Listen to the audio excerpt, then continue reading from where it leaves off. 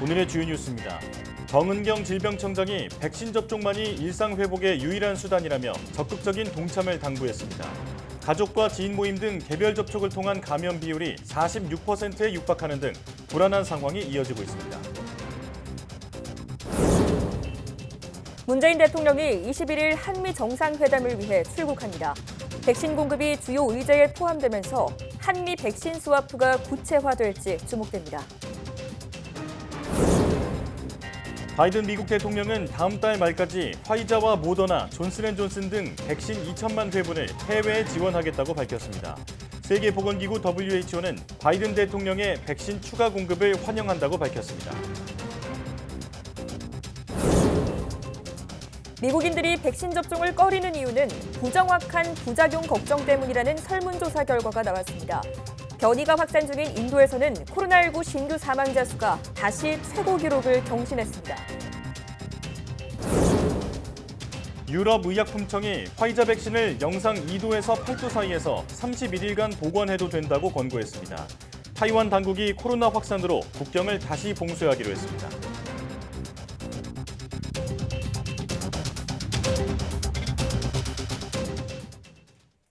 여러분 안녕하십니까? 사이언스 투데이 시작합니다. 다음 주부터 3주간 적용할 사회적 거리두기 조정안이 오는 21일 발표됩니다. 정부는 브리핑에서 다음 주부터 적용할 거리두기 조정안을 현재 논의 중이라며 이같이 밝혔습니다. 현재 적용하고 있는 거리두기는 수도권 2단계, 비수도권은 1.5단계로 오는 23일 종료될 예정입니다.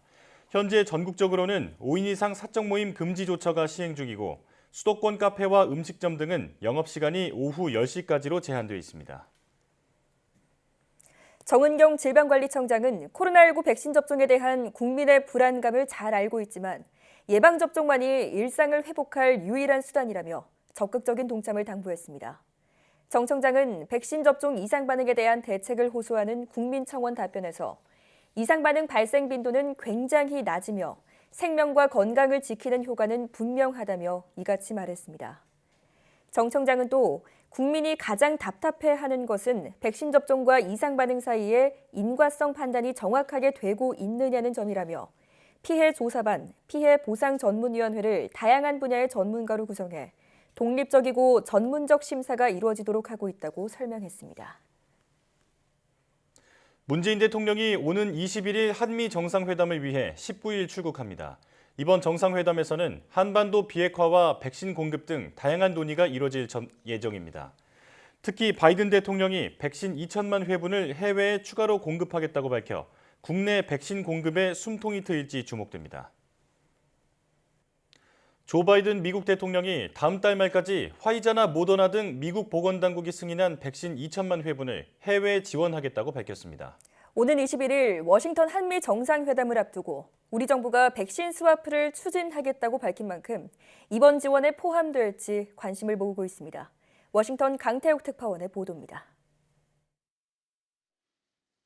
바이든 대통령이 추가로 백신 2천만 회분을 해외에 보낼 계획이라고 밝혔습니다. 이번에는 미국 보건당국이 사용을 승인한 백신입니다. 화이자나 모더나, 얀센 백신이라는 얘기입니다. And today, I'm announcing they will also share U.S. authorized vaccine doses of Pfizer and Moderna and Johnson & Johnson as they become available with the rest of the world as well.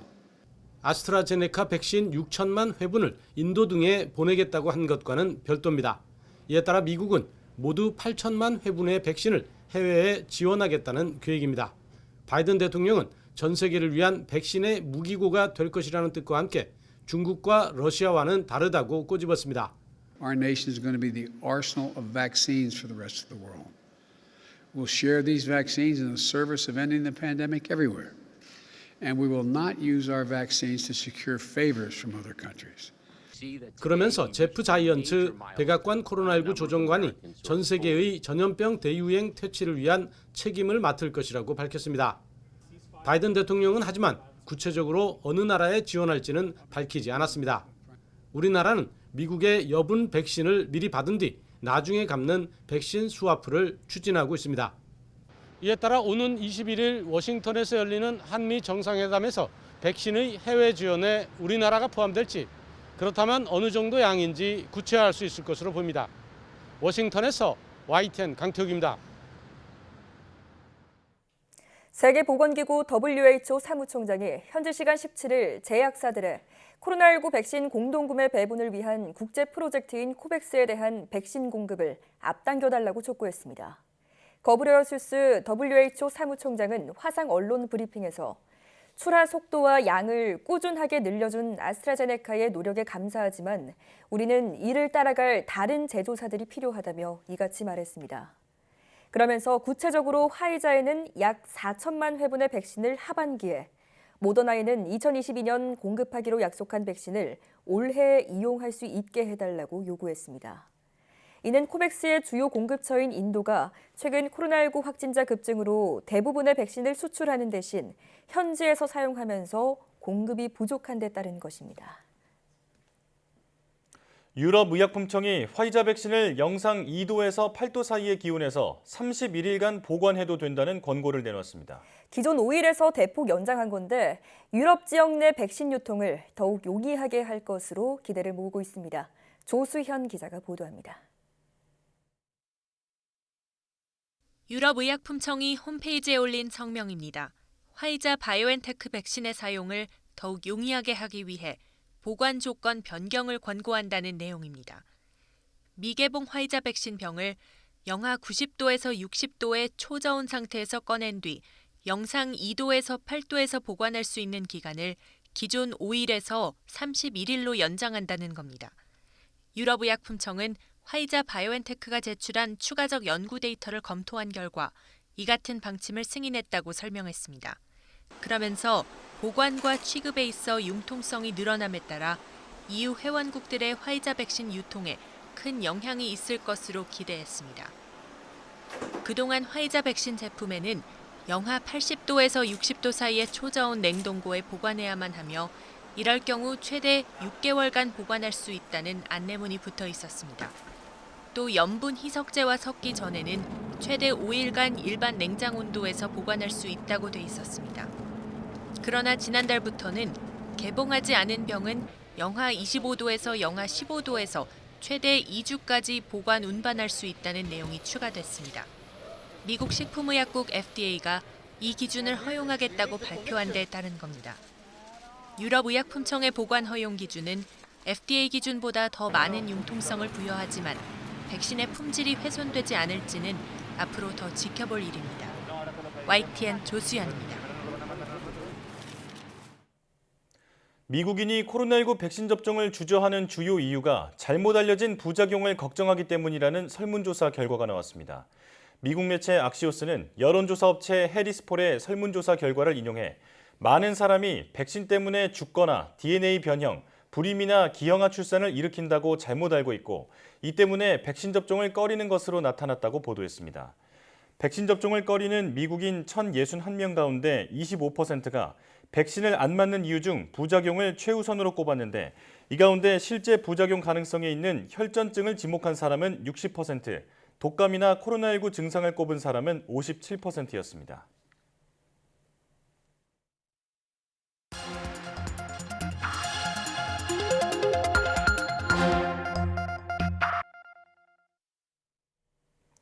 다양한 분야의 과학 이슈를 과학기자의 시각으로 집중 분석하는 사이언스 취재 파일 시간입니다. 네, 이혜리 기자와 함께하겠습니다. 어서 오십시오. 네, 오늘은 어떤 소식 준비해 오셨나요? 네, 코로나19가 장기화하면서 코로나 우울 이런 정신적인 고통을 겪으신 분들이 많은데요. 네. 어른들한테도 이렇게 힘든데 아이들은 조금 더 고통을 겪고 있다고 볼 수 있겠죠. 예. 최근에는 이 어린이들이 영유아나 어린이들에게 코로나19가 다른 차원의 문제를 야기하고 있다는 분석이 또 잇따르고 있거든요. 5월 또 가정의 달이기도 한데 네. 오늘 이 시간에는 우리 어린이들의 건강을 점검해보는 시간 갖도록 하겠습니다. 네. 사실 예년 같았으면 5월에는 어린이날도 있고 또 어린이들을 위한 다양한 행사도 열리기 때문에 시끌벅적해야 하는데 올해도 좀 조용히 지나가고 있는 모습입니다. 자, 코로나가 아이들에게는 그 건강에 어떤 영향을 주고 있나요? 네, 무엇보다 이 어린이들의 정서 발달 그리고 뭐 언어 발달과 같은 점과 연관된다는 게 좀 큰 문제인데요. 네.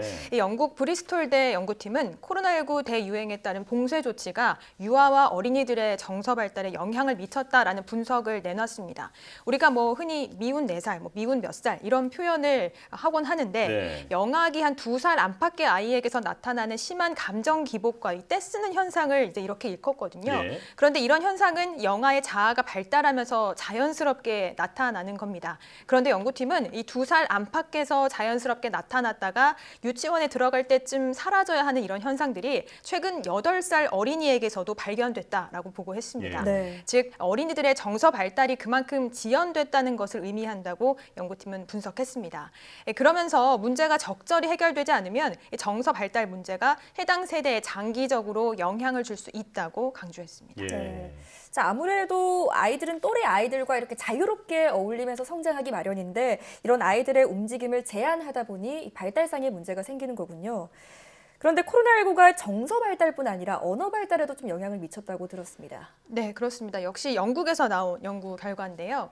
이 어린이들 영국 교육기부 재단이 잉글랜드 지역 학생 5만 명을 대상으로 진행한 연구에서 언어 발달과 관련해 도움이 필요한 4세에서 5세 아이들의 숫자가 늘어난 것으로 분석을 했습니다. 예. 이 재단은 코로나19 봉쇄령 등으로 인해서 어린이들이 사회적으로 소통할 기회를 비롯해서 어휘 발달의 필수적인 경험들을 제대로 겪지 못했다라고 지적했습니다. 예. 심지어 잉글랜드 58개 학교를 대상으로 진행된 조사에선 이 설문에 참여한 학교의 76%가 지난해 학교에 입학한 어린이들의 경우 전년 입학생들보다 더 많은 의사소통 지원이 필요했다라고 답한 것으로 나타났습니다. 예. 문제는 이 말하기 능력이 부족할 경우에 장기적으로 학습에 지장을 줄 수 있다는 점인데요. 때문에 영국은 정부가 직접 나서서 어린이들의 학습 부진 문제 해결을 위해 1,800만 파운드, 우리 돈으로 약 277억 원을 투입하기로 했습니다. 예. 언어 발달의 가장 중요한 시기에 코로나 때문에 그 소통을 하지 못했다라는 얘기인데요. 더 큰 문제는 이런 어린이 발달 문제가 세대를 관통해서 계속 이어질 수 있다는 점이잖아요. 네, 맞습니다. 코로나19로 친구를 제대로 만나지도 못하고 또 사회와 고립된 채 유년기를 보낸 세대를 코로나19 세대 혹은 뭐 C세대로 규정하기 시작했는데요. 네. 각계 전문가들은 코로나19 대유행에 태어난 중요한 발달 단계를 거치고 있는 영유아를 이 C세대의 핵심으로 봐야 한다는 의견을 내놓고 있습니다. 심지어 일부 전문가들은 코로나19가 인류사에 남을 엄청난 이슈인 만큼 C세대의 범위를 더 넓혀서 대학생으로까지 확장해야 한다라고 주장하기도 합니다. 이 C세대를 어디까지 봐야 하느냐, 이 문제는 전문가마다 조금 다르기는 해도 코로나19가 오랜 시간 인류에게 정말 치명적인 흔적을 남기게 될 것만은 좀 분명해 보입니다. 예. 자, 그런가 하면 유럽에서는 코로나19로 집콕을 하는 사람들이 늘면서 덩달아 비만 아동도 증가했다, 이런 분석 결과가 나왔더라고요. 코로나19가 아이들의 정신뿐만 아니라 육체적인 발달, 발육에도 좀 위협을 가하고 있다는 생각이 드는데요. 어른으로서 어떻게 이걸 좀 해결할 수 있을까요? 네, 일단 전문가들은 자녀, 어린이, 영유아 아이들에게 조금 더 많은 관심을 기울여 달라고 당부합니다. 예. 혹시 뭐 신체적으로 혹은 정서적으로 변화가 없는지를 빠르게 파악하는 것이 중요하고요. 무엇보다 온라인을 통해서라도 친구들과 자주 소통할 수 있도록 하는 것이 필요하다고 조언합니다. 또한 아이들의 사회성 발달을 위한 대책 마련의 시급성도 강조했는데요. 전문가의 말 직접 들어보시겠습니다. 사람과 가까이 다가가고 가까이 다가갔을 때 관계를 유지하고 관계가 유지되는 과정에서는 반드시 갈등이 생깁니다. 이 갈등을 어떻게 바라보고 어떻게 처리하느냐를 배우는 것이 사회성의 발달인데 어쨌든 코로나19 위기로 아이들이 이런 기회가 굉장히 많이 없어진 거죠.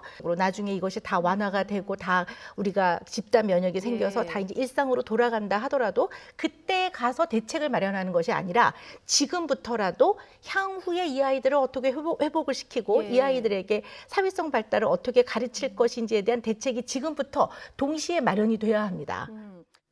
네, 오늘 코로나로 인한 어린이 발달 문제에 대해서 얘기를 나눠봤는데요. 우리 미래라고 할 수 있는 어린이들을 위한 세심한 대책이 하루빨리 마련되어야겠습니다. 자, 지금까지 이혜리 기자와 함께했습니다. 고맙습니다.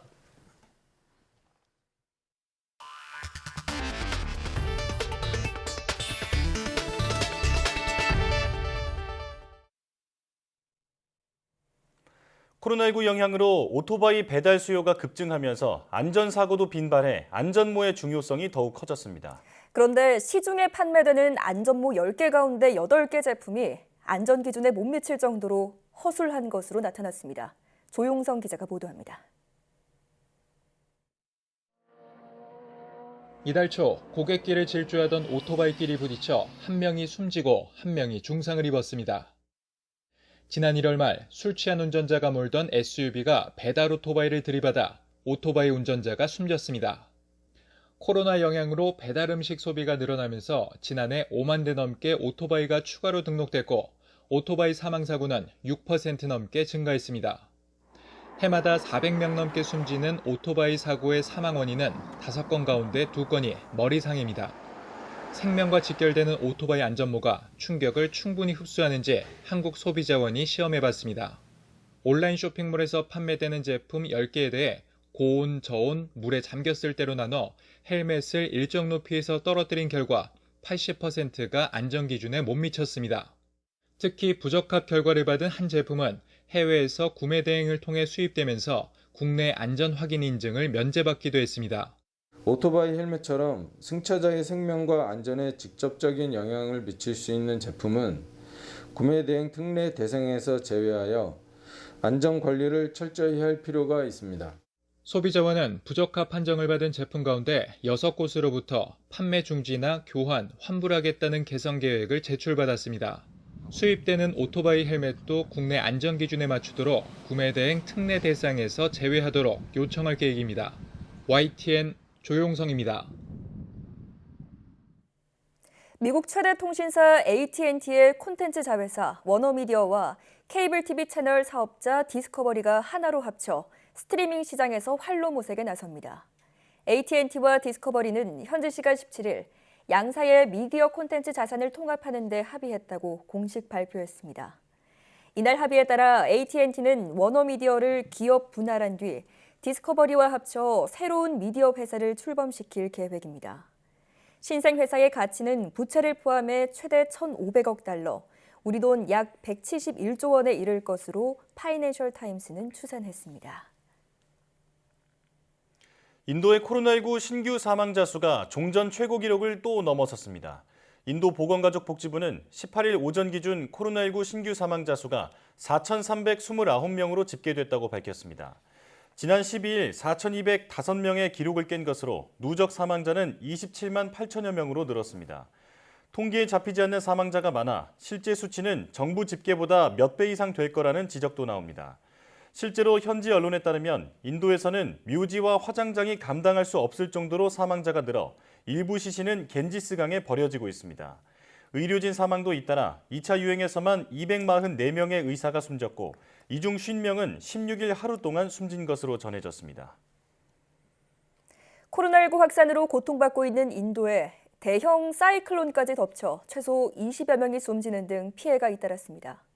현지 언론은 시간당 최대 풍속이 190에서 210km에 이르는 강력한 사이클론 타우크테가 현지 시각 17일 밤 서부 구자라트주에 상륙했다고 전했습니다.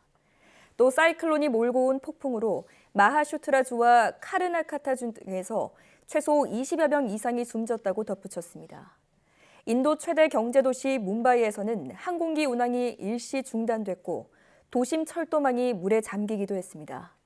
또 일부 지역의 백신 접종이 중단되는 등 코로나19 방역에도 차질이 빚어졌습니다.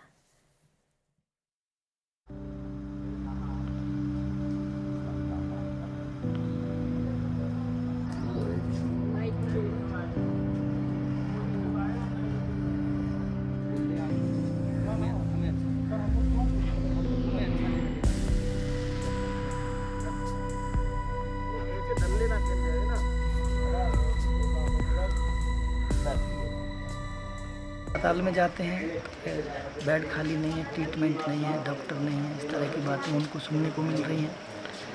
दूसरे और private hospitals में जाते हैं या nursing home में जाते हैं या डॉक्टर के क्लिनिक पे जाते हैं तो वहाँ से प्रेस्क्रिप्शन मिल जा रही है बस उसको पूछ के, और पेशेंट मजबूर है, दवा ले रहा है मेडिकल स्टोर से, दवा लेने के बाद में घर चला आ रहा है तो घर उसको झोला छाप कह लीजिए या जो भी लोग इस तरह के हैं जो थोड़ा बहुत जानते हैं वही उनको इंजेक्शन लगा दे रहे हैं, उसमें से लेकर वही उनको ग्लूकोज की बोतल भी चढ़ा दे रहे हैं। इस तरह का ट्रीटमेंट लेने को गांव के लोग मजबूर हैं।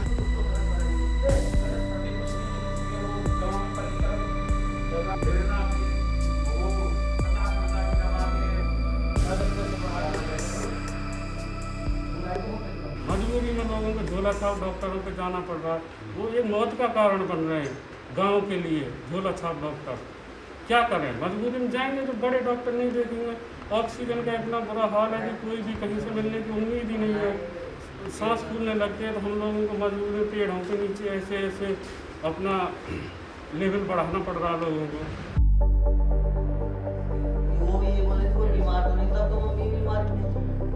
और वहाँ के हालात देखते हुए हमें अच्छा नहीं लगा।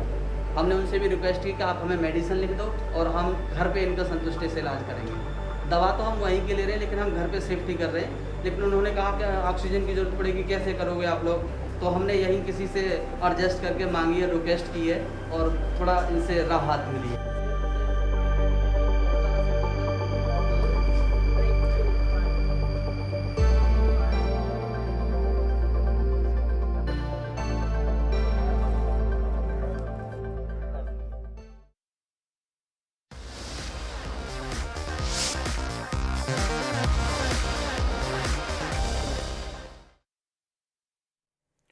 실제 자동차 못지않게 빠른 속도를 내는 무선 조종 자동차 RC카는 아이부터 어른까지 모두가 쉽게 즐길 수 있는 취미 생활입니다.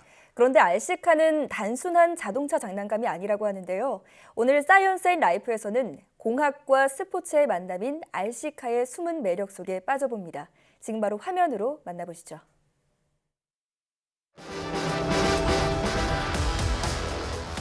손끝의 작은 움직임이 승부를 판가름내는 RC카 경주. 시속 100km 이상으로 실제 자동차만큼 속력을 낼 수 있지만 무선 조종으로 안전하게 속도를 만끽할 수 있어 누구나 쉽게 도전할 수 있는 취미로 떠오르고 있는데요.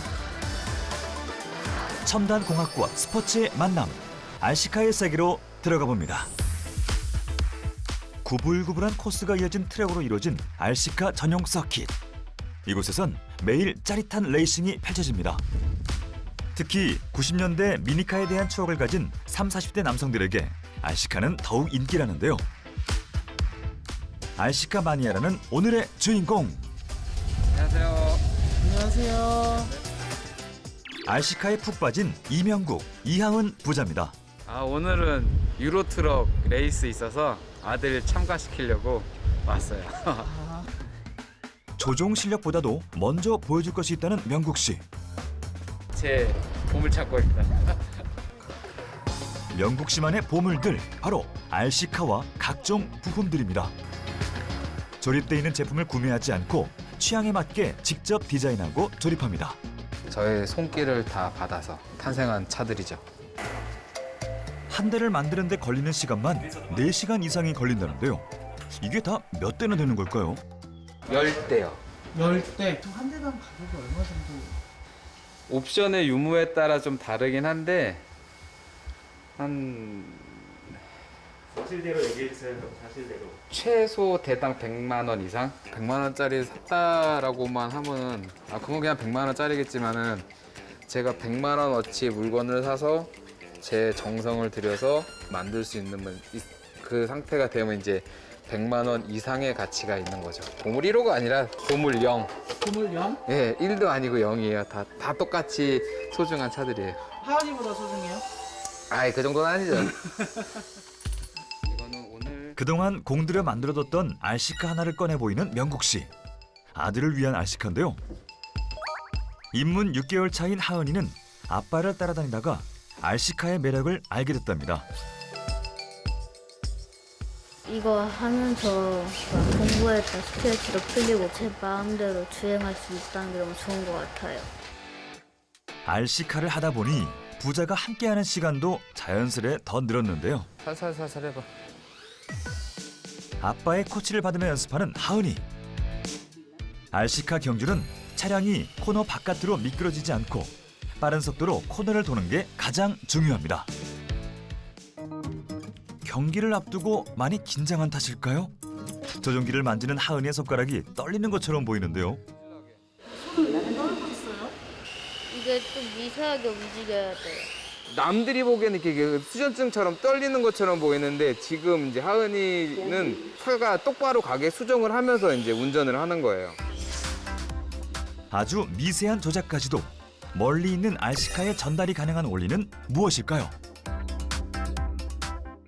보통 전선이라고 하면은 전기를 공급해서 에너지를 공급하거나 아니면 신호를 줘서 명령어를 주는 역할을 하는데요. IC카 같은 경우에는 차 내부에 있는 배터리를 가지고 전원을 공급을 하고요. 수신기를 통해서 필요한 우리가 이런 동작을 해라는 명령어를 무선 통신을 보내게 되어 있습니다. 그래서 그 전선 없이도 무선을 통해서 구동이 가능합니다.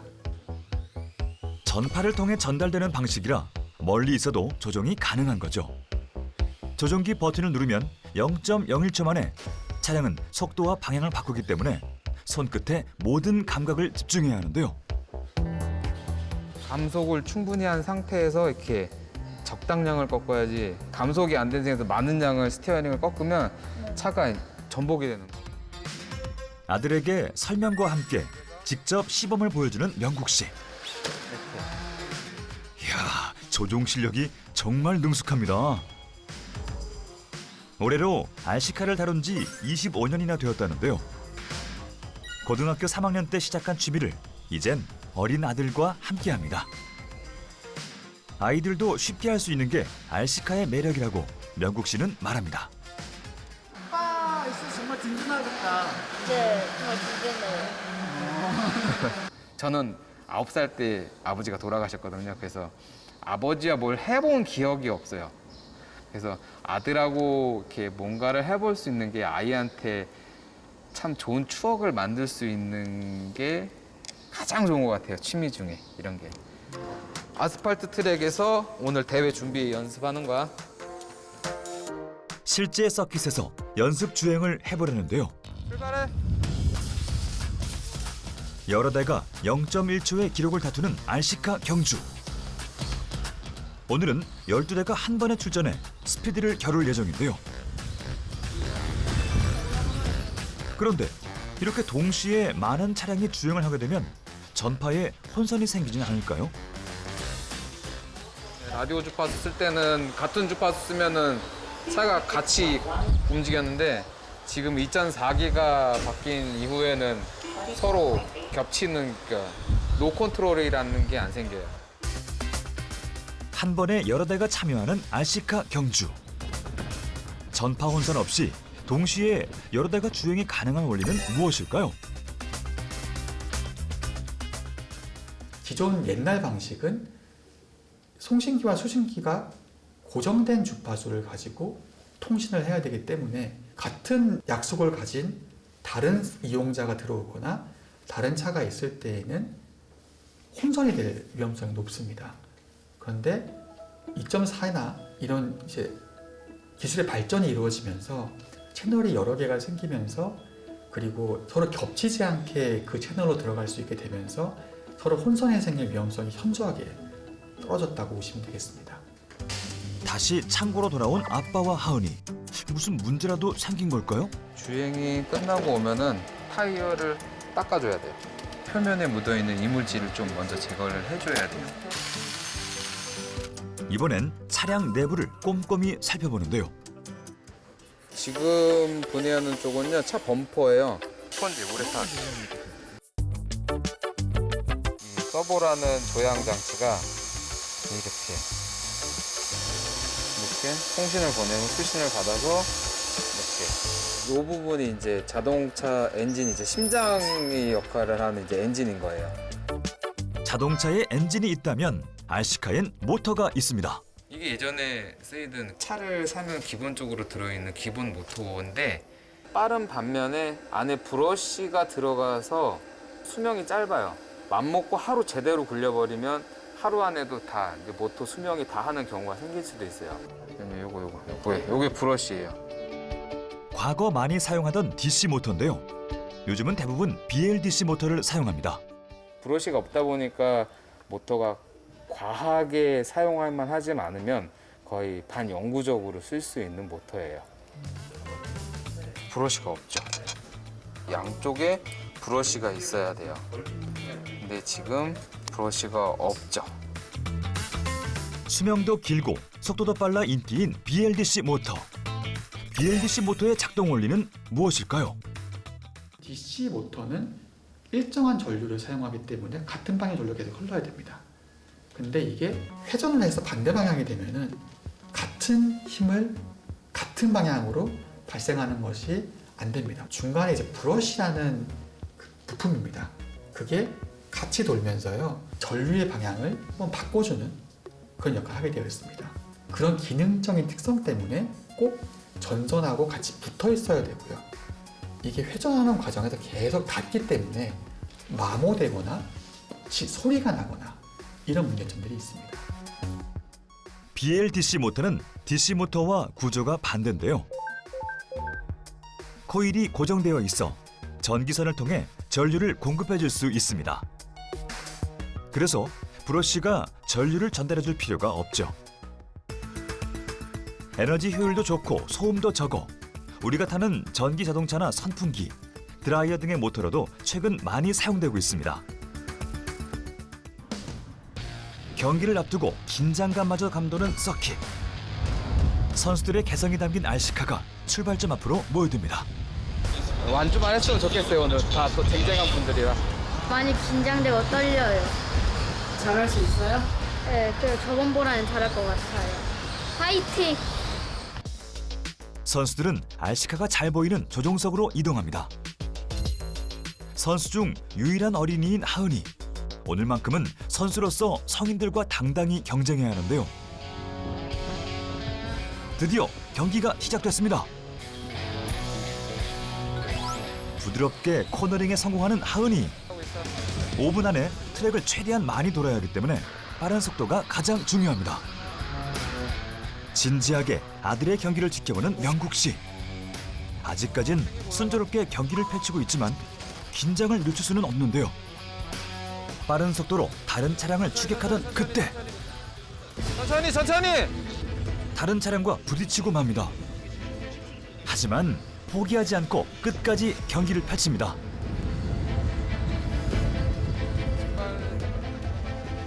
결승전 마치도록 하겠습니다. 과연 경기 결과는 어떻게 나왔을까요? 잘했어. 몇 등 했어요? 꼴등이요. 꼴등이 아니라 12등. 너도 저 아저씨들 나이 되면은 더 잘할 수 있어. 네. 아직 시작이라 뭐 모든 거에 다 열악한 상황에서 뭐 멘탈 잡고 완주했다는 거에 그게 더 큰 의미가 있는 것 같아요. 멋진 경기를 펼친 선수들을 위한 시상식이 열렸습니다. 몇 년 후면 저 자리에 있을 하은이도 박수를 보냅니다. 와! 꼴등! 와! 비록 선두에 오르진 못했지만 완주를 무사히 마친 하은이. 도전을 통해 배운 값진 경험이었습니다. 오늘은 12명 중에 12등을 했지만 하은이는 아직 어리고 이제 대회 경력은 2번밖에 없으니까 자, 시간이 지나고 더 노력하고 하면은 이제 상위권에 오르는 훌륭한 선수가 될 거예요. 더 열심히 연습해서 1등하는 선수가 될 거예요. 전자와 전기 등 과학기술의 결정체인 RC카. 아이들에겐 과학 교재로, 어른들에겐 건전한 취미로 가족이 함께 즐길 수 있습니다. 오늘부터 RC카의 세계에 입문해보는 건 어떨까요?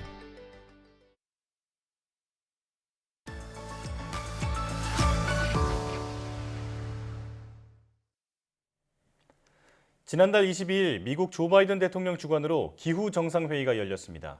우리나라를 포함해 회의에 참석한 모든 나라가 온실가스 배출량을 획기적으로 줄이겠다고 발표했는데요.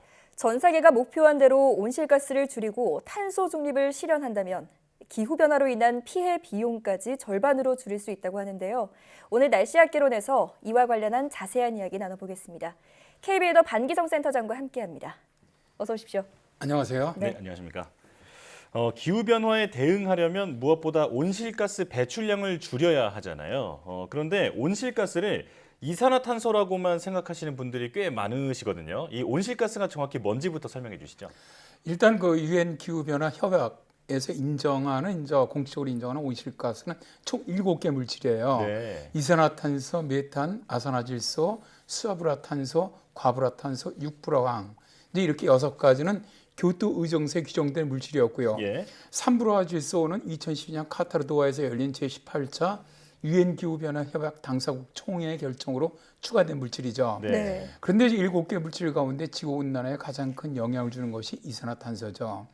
네덜란드 환경평가청의 2019년 배출량 분석에 의하면 전 세계 배출된 온실가스에서 이산화탄소가 차지하는 비중은 72.5%입니다. 네.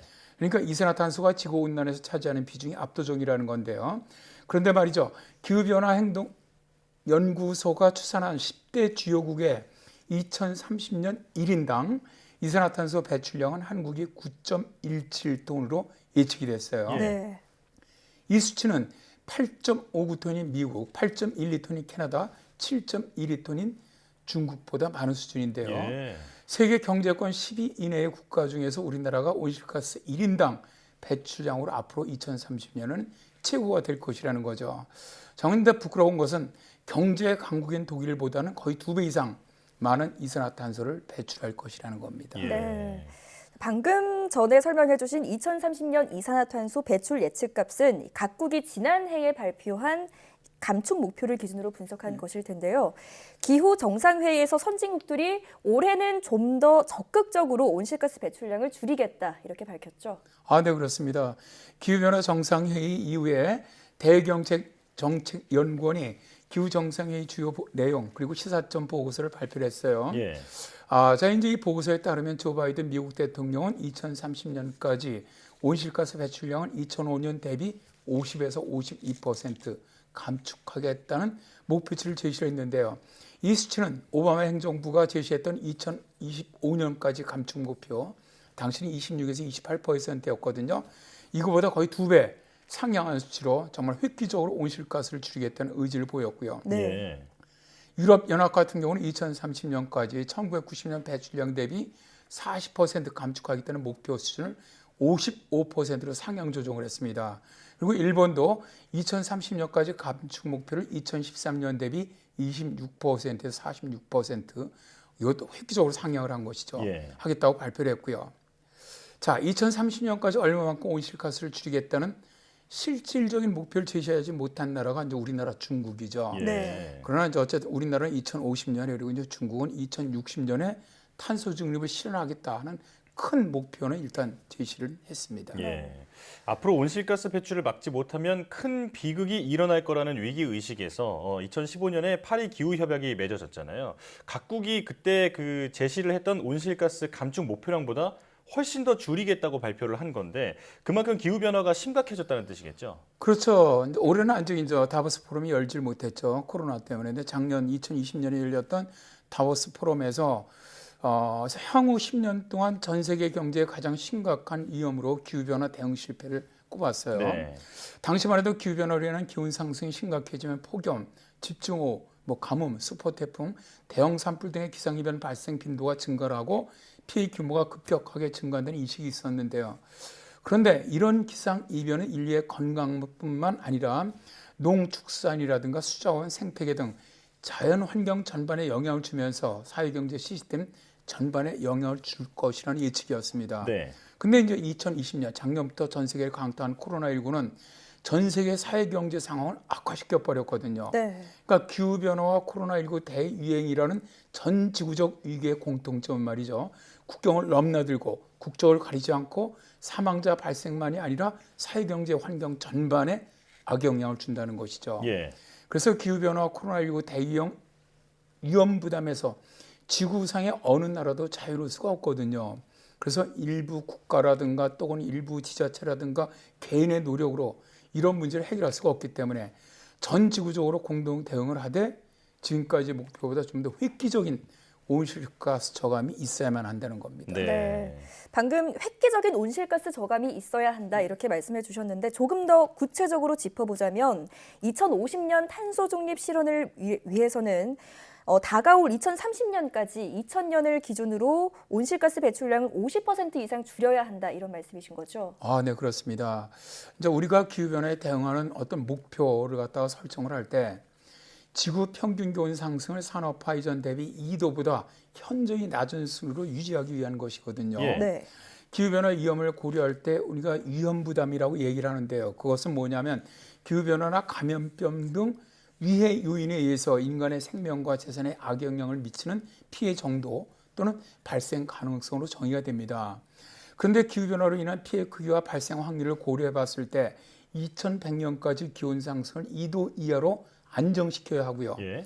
이를 위해서는 최소한 2050년에 탄소 중립을 이뤄야 한다는 겁니다. 네.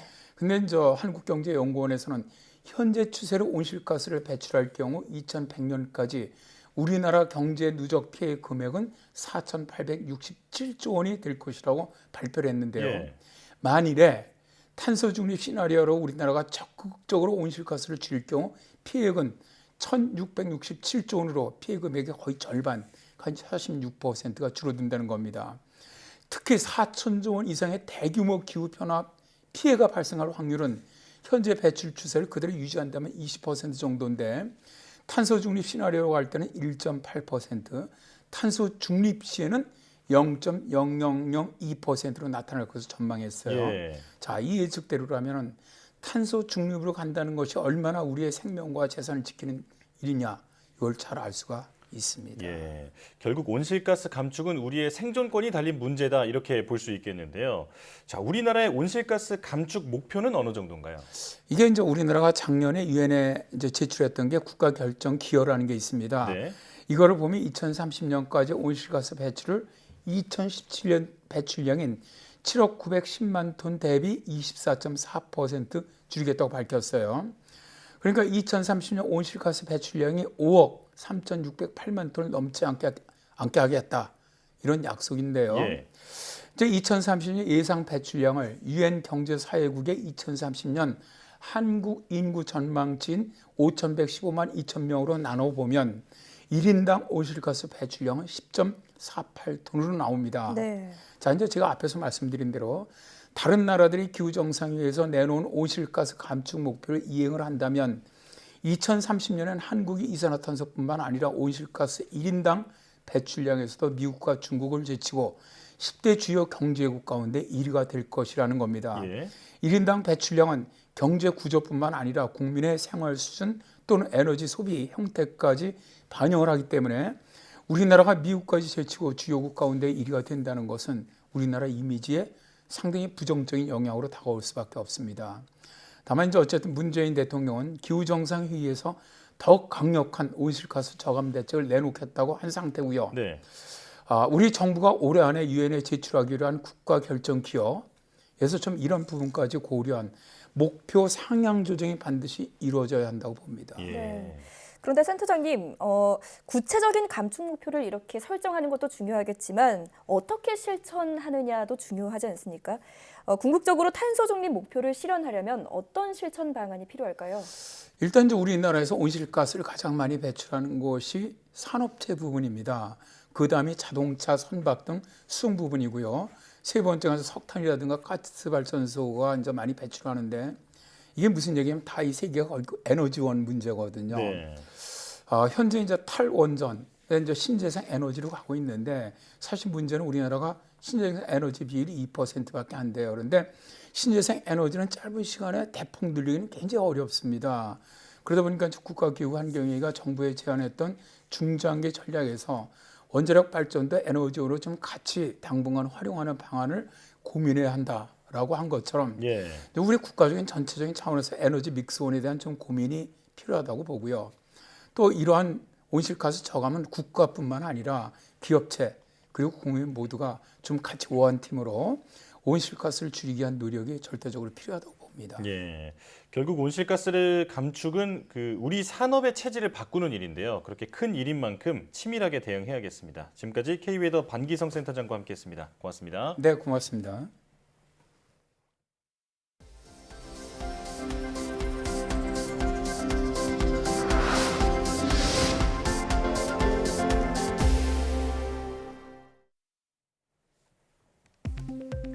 현실과 가상세계의 경계를 허문 메타버스 생태계를 조성하기 위해 민관협력체가 출범했습니다.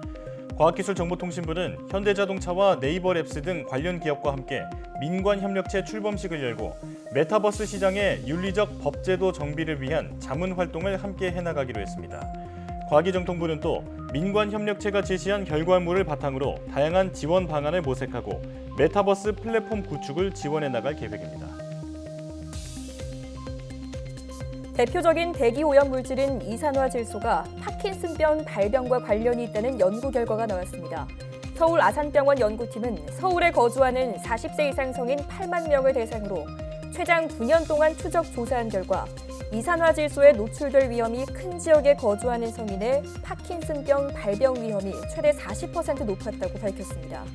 연구팀은 코로 들어온 이산화 질소가 후각신경에 독성작용을 일으키고 뇌염증까지 유발할 수 있다고 분석했습니다. 연구팀은 이산화 질소가 주로 자동차나 화력발전소 등에서 배출되는 만큼 더 적극적인 공중보건 정책이 필요하다고 덧붙였습니다. LG전자가 서울 코엑스에서 열린 교육 박람회에서 교실을 살균하는 로봇을 공개했습니다. 몸체에 자외선 살균 램프가 있는 이 로봇은 50cm 안에 있는 대장균을 99.9% 살균할 수 있습니다. LG전자는 자율주행과 장애물 회피 기술을 갖추고 교실로 물건을 옮길 수 있는 서브봇도 함께 선보였습니다. 삼성전자가 최신 D램에 탑재될 전력관리 반도체 세 종류를 선보였습니다. 삼성전자는 DDR5 D램 모듈의 성능을 극대화하고 전력 사용을 최소화할 전력관리 반도체를 공개하며 시스템 반도체 라인업을 본격 확대한다고 밝혔습니다.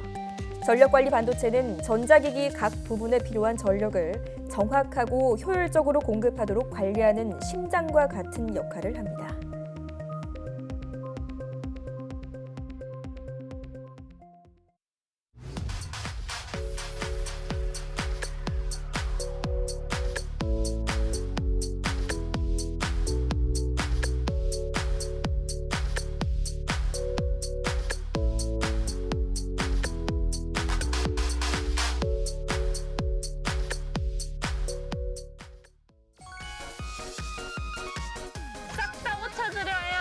골등길입니다. 골등길.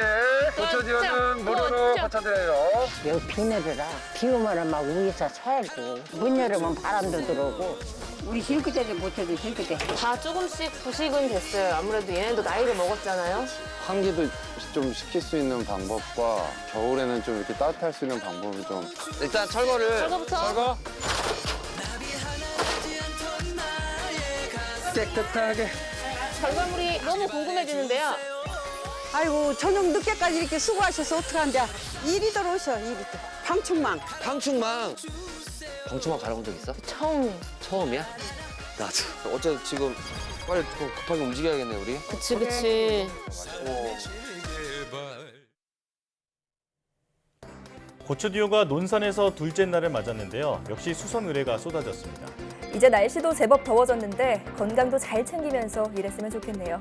도움이 필요한 분들은 언제든지 YTN 사이언스 홈페이지에 사연 남겨주시기 바랍니다. 어려운 시기 YTN 사이언스는 국민과 함께하겠습니다. 시청해주신 여러분 고맙습니다.